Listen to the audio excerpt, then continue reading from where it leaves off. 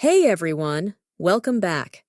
Today I'm going to show you how to set up a fingerprint password on your Android phone. Using your fingerprint is a quick and secure way to unlock your phone. Let's get started.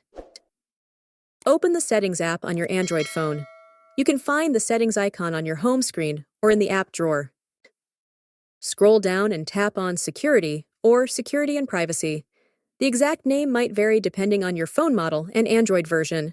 Tap on Screen Lock or Screen Lock Type. Tap on Fingerprint or Fingerprint Recognition. You might be prompted to enter your current PIN, password, or pattern to proceed. Once you're in the fingerprint settings, tap on Continue or Register. Follow the on-screen instructions to scan your fingerprint.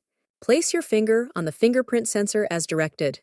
You may need to lift and place your finger multiple times to capture different parts of your fingerprint. Make sure to cover all areas of your finger. After registering your fingerprint, you may be prompted to set up a backup security method. This is useful in case the fingerprint sensor doesn't work or your fingers are wet. You can choose a PIN, password, or pattern. Enter your chosen backup security method and follow the prompts to complete the setup.